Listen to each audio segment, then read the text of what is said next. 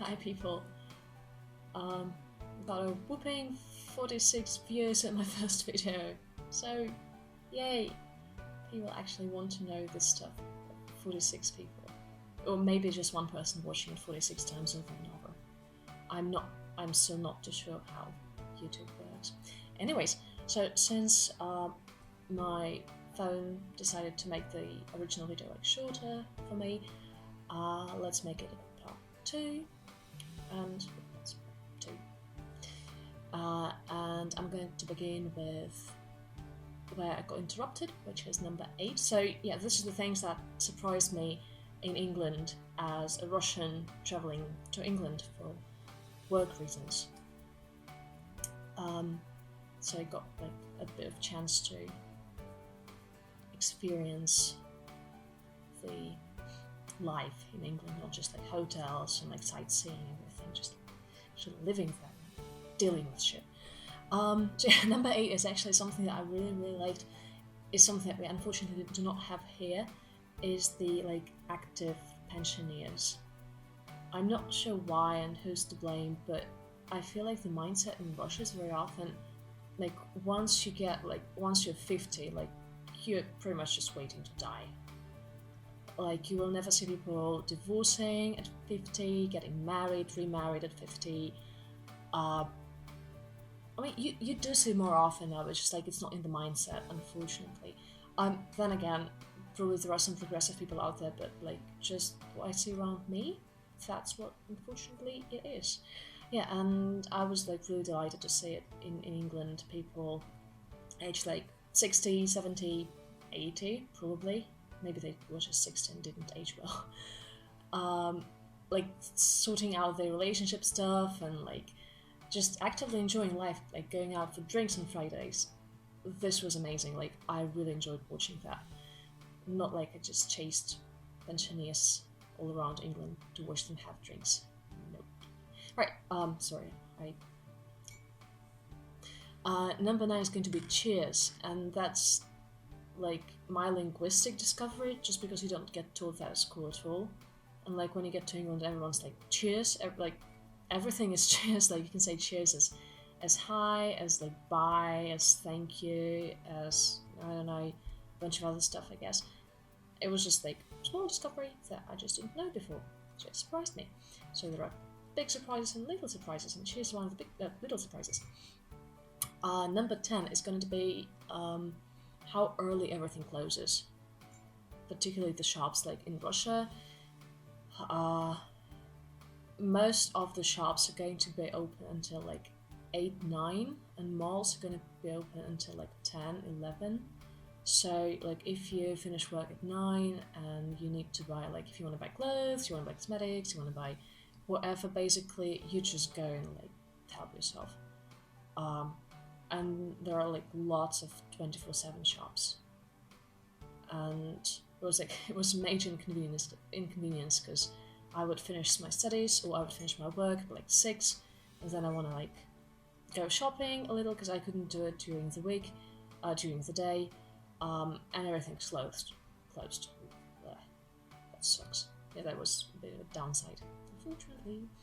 Number 11 is, I guess, probably a few people are surprised that it's number 11 only. 11 out of 17 is the separate tabs. I was kind of ready for it. I just did not expect it to be like that widespread. Yeah, and apparently for those of you that don't know, if you don't know, yeah, most of civilized world has like one tab where you have to like mix the water with the tabs. English people have 2 tabs. 2 pipes, I don't know, and you're supposed to like close the sink and mix the water, but I'm a bit too squeamish to do that, to be honest. So I would just like, whenever I used a sink in England, I would just go for the cold water and like freeze my tiny fingers off. Alright, number 12, it's going to be those little switches that sockets tend to have. Like, I've never seen them before. It's like, what is that exciting concept? Like, why do you need... I mean, I get it, like, it looks very safe, looks very well thought through, but it was just something unusual. Like, yeah, that's probably a good thing as well. Number 13, that was a big surprise. Because like as a Russian, you get told that, well, like Russia, Siberia, sub-zero temperatures all year, every year, which is not true, by the way. And I was actually surprised by how well the English handle the cold. Like normally, if I'm wearing something like this, yeah, it's also like a vest. Like English people would be wearing like a t-shirt. So I'm not sure how good they are with like really cold weather, like -30 weather, but I'm talking centigrade. But like I would very often find myself freezing in English houses, and the people that live there would be like, no, another day. So that was, I guess, just because like if you really want to, you can like grind your teeth and like bear the cold in England, but in Russia, if you do that, you're gonna die eventually.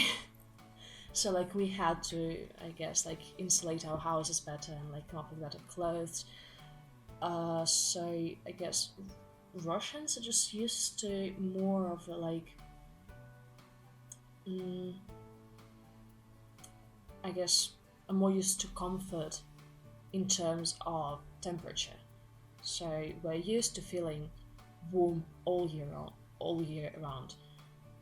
Whether it's like winter, then we have central heating, which is really not as expensive as in England, and we have like really warm clothes. If it's in summer, just like open all the windows so you don't feel that hot. So it was a major surprise that the English actually handle the cold better than the Russians, or maybe it's just me again. Right. Number 14 was another unpleasant surprise. Is the vinegar and salt crisps. How do you even eat them? Like they burn my insides even as I think about them. Like they burn your tongue, then they burn your throat, and then they burn your stomach. And like there's salt everywhere. It's like, why? Why would you, like, crisps are bad enough as they are. I mean, I enjoy them, but I mean, they're very bad for you. Basically, like, can't stay in a bag, but how do you even eat that? It's like, I don't know. Nah, never again. Number 15, and number 16, actually, are going to be another two things about public transport. Number 15 being just another minor surprise that in Russia, like, public transport, let's say buses, they stop at every stop by default, so you don't have to, like, make any signs, unless you're taking a shuttle bus, which is, like, a different thing, but, like, your average, like, normal-sized buses, they just stop at every stop. Like, if there's no one there, they're just gonna stop there anyways, wait for like a few seconds, and then keep on going. But was really surprised that in England you have to either like press the button from the inside, or you have to like make yourself seen from the outside to make the bus stop. It was a surprise again, and that did play a bad joke on me a couple of times, but then I got used to it. Number 16 is another thing about public transport.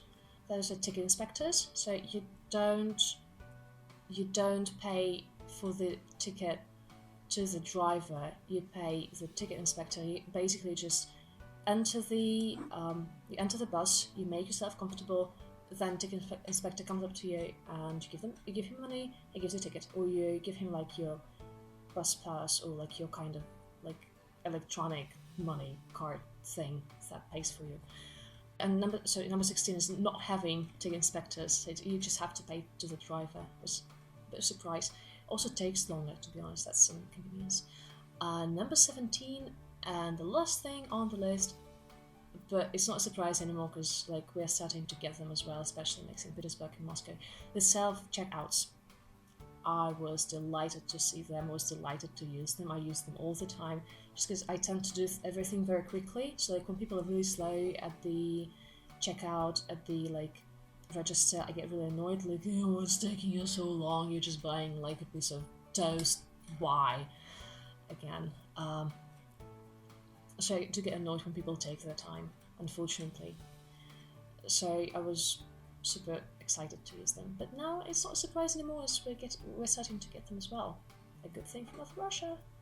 So yeah, those are my 17 things that surprised me in England, and I hoped you liked it. And I'm planning to do a bunch of videos on other countries in the future. Thank you for watching.